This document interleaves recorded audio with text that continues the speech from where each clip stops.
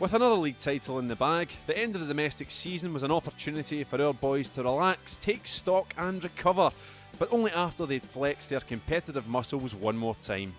It was Sports Day at Lennoxtown where Adam Matthews, Kris Commons, Charlie Mulgrew, Anthony Stokes and Scott Brown went head to head to discover who was the best all-round sportsman.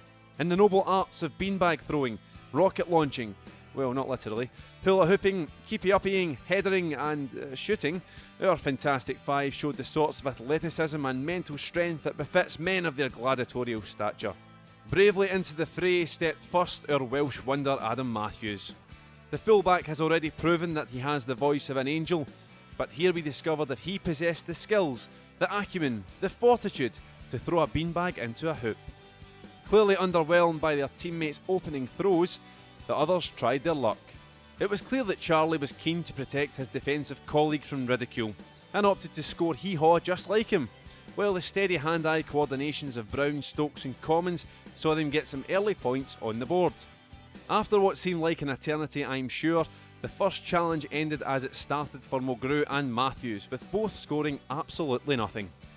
Ahead of them was Anthony Stokes on a respectable 5, while it was the deadly duo of Commons and Brown who stood tallest, leading with 10 points each.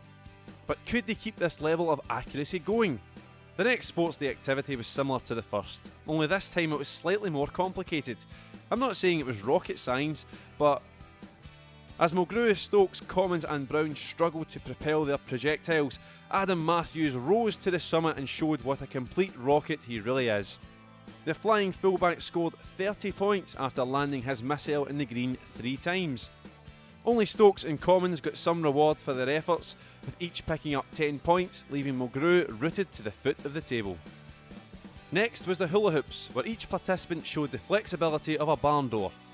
It wasn't so much about hips not lying as opposed to not working at all, but it seemed there were some old scores to settle as Mulgrew and Brown went head to head, while Stokes, well, the least said about him the better. Now this one ended, thankfully, with Kris and Adam each picking up 2 points, while Charlie got his first points on the board when he and Bruni each hulaed for 3 seconds, picking up 3 points. We then got to see our boys in their comfort zone as they faced the keepy up challenge. This is the bread and butter of any professional footballer, and everyone was impressive here. At a point for every touch, Adam notched up 92, Kris 104 and Charlie 135, but out in front was that man Stokes with an impressive 161. However, a special mention has to go to the Celtic captain Scott Brown, who set a serious and competitive tone while employing an unorthodox method of keepy-ups.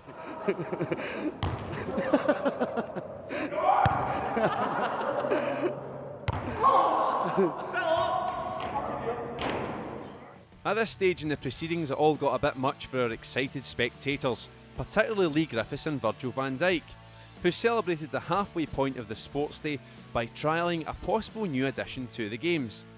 Now, I'm not an expert on wrestling, but I do think it's safe to say that Lee Griffiths lost this one. The next activity was all about strategy, as the players used their heads to clock up yet more points. Anthony Stokes surged into the lead as he notched up 42 points, followed closely by Kris on 30, Brown on 21 and, let's just say, Charlie and Adam got distracted here. Time now for the final game. Despite bagging 31 goals last year and a host of awards, Kris Commons would face the greatest test of his shooting accuracy in the final challenge of the afternoon. As the only man with any realistic chance of catching the runaway leader Stokes, it all came down to how many targets he could hit. Despite struggling at the basement end of the table, Adam, Scott and Charlie still gave it their best shots, with a special mention going to a good-natured Irishman who gave everyone a fair chance to catch him by missing all the targets on purpose. And so, with a difference of just 12 points, Irish eyes were smiling once again as Anthony Stokes was declared the winner. Despite winning 3 league titles and 2 Scottish Cups during his time with Celtic, I think we can see just how much this win meant to him as he celebrated with wild enthusiasm.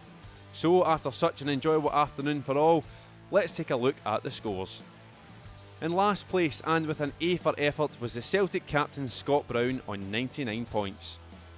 In 4th place was Charlie Mulgrew on 145, meaning our two Scotland regulars were propping up the table.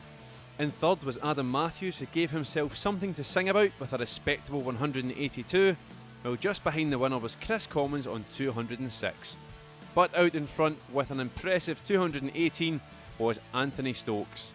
The Hoops number 10 beat Celtic's Player of the Year Kris by the narrowest of margins to collect the much coveted Lennoxtown Sports Day Cup.